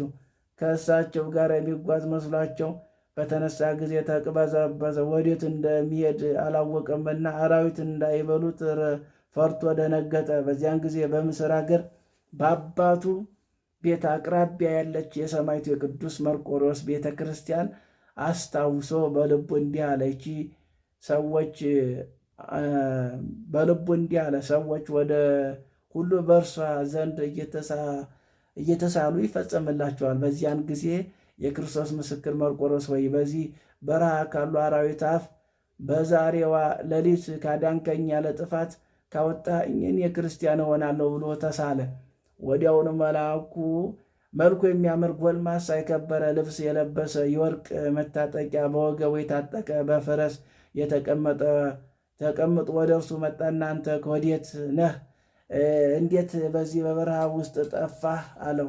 ወጣቱም ስለ ሥጋ ግድጃ ከግመል ላይ ወረኩ፣ ባልንጀሮች ትተውኝ ሄዱ አለው። ባለፈረሱም ና በኋላዬ በፈረሱ ላይ ተንፈራጠጥ አለው። በዚያን ጊዜም ወደ አየር በረረ። በምስርም አገር ወዳለችው የቅዱስ መርቆሬዎስ ቤተ ክርስቲያን እንደ ዓይነ ጥቅሻ አደረሰውና እንደተዘጋጀ ከውስጥ አስገባው። ከፈረሱ ላይ አውርዶ በዚያ አቆመው። ወደ መጋረጃ ውስጥም ገብቶ ከእነርሱ ተሰወረ። የቤተ ክርስቲያን መጋቢ በሌሊት በመጣ ጊዜ ቤተ ክርስቲያኑ ከፍቶ ሲገባ ይሄ ወጣት ከመካከል ቆሞ አገኘው። ደንግጦ ሊጮህ ፈለገ። ጠቀሰውና ወደ እኔ ዝም ብለህ ና አለው። ወደ እርሱም ሲቀርብ ይህችን ቦታ የማን ናት አለው። የቤተ ክርስቲያኑ መጋቢ ይህች በምስር ሀገር ያለች የቅዱስ መርቆሬዎስ ቤተ ክርስቲያን ናት። አንተ ግን ልቡ እንደጠፋ ሰው ስትናገር አይሃለሁ። ከዚህ ምን አመጣህ? አሁንም ንገረኝ አለው። ወጣቱም እንዲህ ብሎ መለሰለት፣ ልቤ እንደጠፋ እንደ እኔ በዛሬው ሌሊት በገሌ በረሃ ሳለሁ ፈረስ ላይ የተቀመጠ ሰው ተገለጠልኝና ከኋላ በፈረሱ አንፈራጠጠኝ፣ ከዚህም አድርሶ ተወኝ አለው። መጋቢ የዚችን በረሃ ስም በሰማ ጊዜ ያደነቀ፣ እንዲህ ብሎ ልብህ ጠፍቷል በማለት መልካም የተናገርኩህ አይደለም፣ የምትናገረውን አታውቅምና የዚህ በረሃ መጠኑ የ22 ቀን ጉዞ የሚያስጓዝ ስለሆነ በእርግጥ አንተ ወንበዴ ነህ። የቅዱስ ሰማዕቱ መርቆሬዎስን ኃይል ያለ ገመድ አስሩሃል። እሱ የዚህን ዓለም ክብር ንቆ የተወ ክብር ይግባውና ስለ ክርስቶስ ስም ከሃዲዎችን ጽኑ ስቃይን አሰቃይተው የገደሉት ክርስቶስን በመንግስቱ ውስጥ የተቀበለው በቦታዎች ሁሉ አብያተ ክርስቲያናት ታንጸውለት በውስጣቸው እግዚአብሔር ያመሰግኑታል። እርሱም መርቆሬዎስ ስለተማጸኑት ሁሉ ይማልዳልና ድንቆች የሆኑ ታላላቅ ተአምራቶችን ያደርጋልና። ያም ወጣት መጋቢውን መልአኩም መልኩ ምን ይመስላል አለው። መጋቢውም አካሉን አንተን ይመስላል አለው። ይህንን ብሎ ወደ ስዕሉ ወስዶ ገልጦ አሳየው። ወጣቱን በገሌ በረሃ የታየኝ በእውነት ይሄ ነው፣ በፈረሱ ላይ አንፈራጡ ወደዚህ ያደረሰኝ ይሄ ነው። እነሆ ታጥቋል፣ በወገቡ ላይ ያየሁት የወርቅ መታጠቂያ ይህች ናት። ስማ ልንገርህ፣ እኔ በዚች ሀገር የምኖር አባቴ ስሙ ረጋ የሚባል መስፍን የሆነ እስላም የሆንኩ ሰው ነኝ። ክርስቲያን ለመሆን ይችን ምልክት ትበቃኛለች። አሁን በቦታ ውስጥ ሰውረኝ፣ ለማንም ስራዬን አትግለጥ። የክርስትናን ትምህርትን አስተምሮ የእግዚአብሔር መንገድ የሚመራኝ አምጣልኝ አለው። እርሱም ያለውን ሁሉ አደረገለት። የክርስትናን ጥምቀትን አስጠመቀው። ከዚህ በኋላ ወደ ነቢያቶች መቃብር ይሄዱ እሊያም እስላሞች በአንድ ወራት ደረሱ። ዘመዶቻቸው ሊቀበሏቸው ወጡ። ይህን ወጣት የመስፍኑ ልጅ ግን አላገኙትም። አባቱን አደራ ያስጠበቀው ወዳጁ በጠየቀው ጊዜ እርሱም በበረሃ ውስጥ ቀርቶ እንደጠፋ እያለቀሰ ነገረው። አባቱን በሰማ ጊዜ ልብሱን ቀዶ አለቀሰ። እንዲህም ቤተሰቦቹም ሁሉም 40 ቀን ያህል አለቀሱለት። ከዚያ በኋላ በጠዋት ከቤተ ክርስቲያን ሲወጣ ይህን ክርስቲያን የሆነውን ወጣት አንድ እስላም አየው። ወደ ወላጆቹ ሄዶ እንዲህ ብሎ ነገራቸው። ልጃቸው በበረሃ ውስጥ የሞተው ከሆነ በመርቆሬዎስ ቤተ ክርስቲያን ደጅ ያየሁት እርሱ ባልመሰለኝ ነበር። እስኪ ሄዳችሁ አረጋግጡ። በሰሙ ጊዜም በስውር ሄደው ፈልገው አገኝተውት ይዘው ወሰዱት። እንዲህ አሉትም፣ በወገኖችህ መካከል ልታሳፍረን ይህን የሠራኸው ምንድን ነው አሉት። እርሱም እኔ በሕያው እግዚአብሔር ልጅ በጌታዬና በፈጣሪ ኢየሱስ ክርስቶስ የማምን ክርስቲያን ነኝ ብሎ መለሰላቸው። ይህንን ሲል ታላቅ ሥቃይ ያሰቃዩት፣ ከጨለማ ጉድጓድ ውስጥም ጣሉት። ሽንታቸውን በበላ ላይ እየደፉ የቤት ጥራጊም እያፈሰሱበት ያለ መብል ያለ መጠጥ በዚያ 7 ቀን ሌሊት ኖረ። እናቱ ግን ሌሊት በሌላ የምታለቅስ ሆነች። ከለቅሷን ብዛት የተነሳ ከጉድጓድ አውጥተው እኛ ወደማናይህ ቦታ ሂድ አሉት። ወዲያውኑ ወደ አስቄጥስ ገዳም ሄዶ በዚያ እያገለገለ እየተጋደለ 2 ዓመት ኖረ። ከዚያ በኋላ በላዩ ላይ የትንቢት ጸጋ ያደረበት አንድ መነኩሴ ወደ ምስር ከተማ ሄደ። ሃይማኖትን ከምትገልጽ በቀር በዚች መኖር ለአንተ አይጠቅምህም አለው። ወዲያውኑ ተነስቶ ወደ ምስር ከተማ ሄደ። አባቱን ባየ ጊዜ ሐኪም ወደሚባል ንጉሥ ወስዶ ይህ ልጃችሁ ነበረ፣ የእስልምና ሃይማኖትን ትቶ ወደ ክርስትና ሃይማኖትን ገብቷል አለው። ንጉሥም ስለ አንተ የሚናገሩት እውነት ነውን አለው። እርሱም በበረሃ ውስጥም ሳለ በሌሊት ቅዱስ መርቆሬዎስ እንደተገለጠለት ከእርሱ ጋር በፈረስ ላይ እንደተቀመጠ በምስር ሀገር ወዳለች ቤተ ክርስቲያን የ22 ቀን መንገድ እንዳይነ ጥቅሻ አድርሶ ከውስጧም እንዲያስቀመጠው እንዳገባው ስዕሉም አይቶ ያመጣውን እርሱ መሆኑን እንደተረዳ ለንጉሥም ነገረው። ንጉሥም በሰማ ጊዜ እጅግ አደነቀ፣ ታላቅ ፍርሃትም አደረበት። አደርግልህ ዘንድ የምትሻውን ለምነኝ አለው። እርሱም በቅዱስ መርቆሬዎስም ዳግመኛ በመላእክት አለቃ በቅዱስ ሚካኤል ስም ቤተ ክርስቲያን እንድታሰራልኝ ዘንድ እሻለሁ አለው። ንጉሥም በአስቸኳይ እንዲታነጽለት አዘዘለት። በውስጡም ታላላቆች የሆኑ ድንቆች ታምራት ተገለጡ። እርሱም አበምኔት ሆኖ ወደ እርሱ ብዙ ሰዎች መነኮሳት ተሰበሰቡ። ሁሉም ድርሳናትን እንደ እርሱን ከሃዲያን አስተምረው ወደ ቀናች ሃይማኖት መለሳቸው። እግዚአብሔርን አገልግሎ በሰላም አረፈ። ለዚህ መነኮስ የክርስትናን ጥምቀት በተቀበለ ጊዜ ያወጡለት ስሙ ዮሐንስ ነው። ለእግዚአብሔር ምስጋና ይሁን፣ እኛንም በቅዱስ መርቆሬዎስ ጸሎት ይማረን፣ በረከቱ ከእኛ ጋር ትኑር ለዘላለሙ አሜን። ሰላም ለከ መርቆሬዎስ በሮም ዘሮም መስተጸንን ፈረሰ ጸሊም አማንድዶ ታሕቲከ ውሉደ መርገም እመቅሰፍተ አባልከ እንተ ውእዘ ደም አርያ ዝናበ ብዙኃን አጥፎ ለፍም። በዚህች ዕለት የአርቃዲዎስ የሮማኒዎስ መታሰቢያቸውን በረከታቸው ከእኛ ጋር ትኑር ለዘላለሙ አሜን። ዛቅረብኩ ማሕሌተ ዘክራ ይለፍም እንደተጸምዱ ከዘልፈሉ ላለበት ወገዘ ንዴተ መጽሐፈ እንተረሰከ እግዚኦ ጸሪቀ መበለት ወኩፈ እለ ሙላን ዘተረፈ ነቢያት ቅዱሳን ሐዋርያት ሰባክያን ጻድቃን ደናግል አዲ መነኮሳት ሄራን ባርኩ ባርኩ ጉባኤ ዛቲ መካን እስከ አረጋዊ ልሂቅ ወንዑስ ሕፃን ለዘጻፎ በክርታስ ወለዛ አጻፍ ወንዘ ይደርስ ወለዛ አንበብ ወለዘ ተርጎ ወለስታና አዲስ ወለስማ ቃሉ በዝነ መንፈስ በጸሎተ ማርያም አረቂተ ኩሉም ባይሰውረ ይማረን ኢየሱስ ክርስቶስ ይማረን ይቅርም ይበለን። ስለ ሰማዕቱ ስለ ቅዱስ መርቆሬዎስ ብሎ ይማረን። የቅዱስ መርቆሬዎስ ጸሎቱ ምልጃው ቃል ኪዳኑ አይለየን። እግዚአብሔር በቸርነቱ ይጠብቀን፣ ለቃሉ ተገዢ ያድርገን። እንዲህ ነው ክርስትና፣ እምነት፣ ጥንካሬ፣ ብርታት፣ ትዕግስት። ይህንን ስለዚህ ያመለክታል ማለት ነው። በጽናት የሰው ልጅ የሚጠቅመውን አምኖ ይጓዛል። ሰዎች ግራ ሲጋቡ እናያቸዋለን፣ ሲስቱ እናያቸዋለን። መጽሐፍ ቅዱስን እያወጡ ልክ ያነበቡ ይመስላቸዋል፣ ግን አያነቡትም። ለምን ቢባል የሚወናበር ትውልድ ነው ያለው፣ ግራ የተጋባ በቃ አይምሮ ውስጥ የተቆጣጠረው ሰይጣን ነው፣ ልብ ውስጥ የያዘው ሰይጣን ነው። ስለዚህ እንዳይገዛ አድርጎታል፣ እንዲክድ ጥርጣሬ በልብ ውስጥ እንዲገባ አድርጎታል። ሰዎች የወጣቱ ግራ ተጋብቷል በአሁኑ ሰዓት። የገባው የተረዳ ግን የእግዚአብሔር መንገድ ይዞ ተከትሎ ይጓዛል።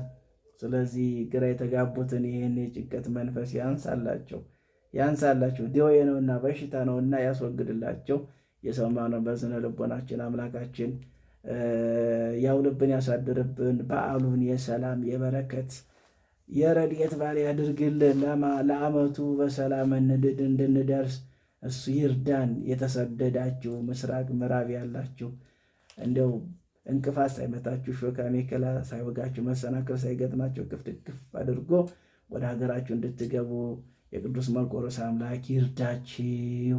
የምትሰጡትን፣ የምታበሉትን፣ የምታጠጡትን፣ አስራት በኩራት የምታወጡትን ስጦታችሁን ይቀበልላችሁ። መድኃኔዓለም ለኃጢአት መደምሰሻ ለዲያብሎስ ድል መንሻ ለመንግሥተ ሰማያት መውረሻ አድርጎ ይቀበልላችሁ። የምሕረት አባት የይቅርታ ባለቤት ምሕረቱን ቸርነቱን ይላክልን። በምሕረትና በቸርነቱ ሁላችንን የሚጠብቀን አሜን።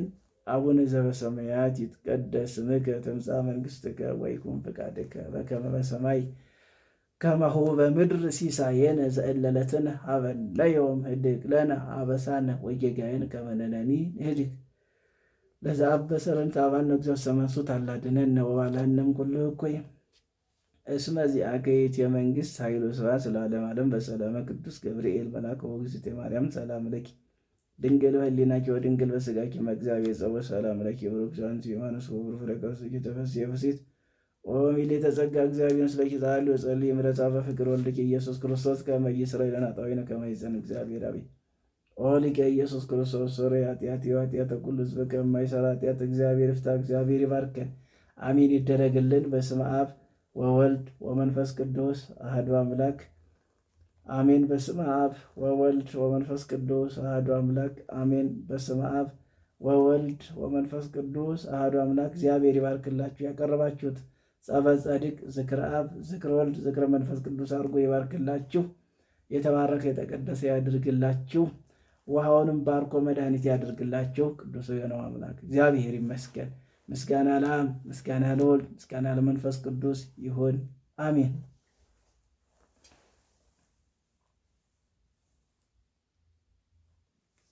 እንግዲህ እንዲህ ነው ቅዱሳን አባቶቻችን ሰማዕታቱ በእግዚአብሔር የታመኑ ናቸውና እግዚአብሔርን አምነው የተጓዙ ናቸውና፣ ስለዚህ እኛም አምነን እንድንጓዝ አምላካችን ፈጣሪያችን እሱ ይርዳን።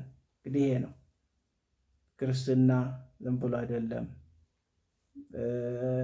ግራ እየተጋቡ እየተጨናነቁ አይደለም። እግዚአብሔርን ካመንን ይኸው ከእንደዚህ ያለ መከራ፣ ከእንደዚህ ያለ ስቃይ፣ ከእንደዚህ ያለ ጨለማ ሕይወት ማውጣት ይችላል።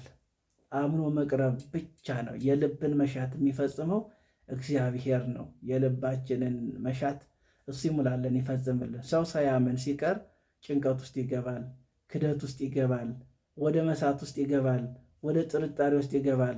ስለዚህ ካመነስ ጥርጣሬ ከሱ ይወገዳል። ስለዚህ ያለማመኔን እርዳኝ ነውና፣ ስለዚህ አምነን እንድንጓዝ ቅዱስ አምላክ እግዚአብሔር ሁላችንንም ይርዳን፣ ሁላችንንም ይጠብቀን፣ ለቃሉ ተገዢ አድርገን። ሰላም እግዚአብሔር ከሁላችን ጋር ይሁን። አሜን።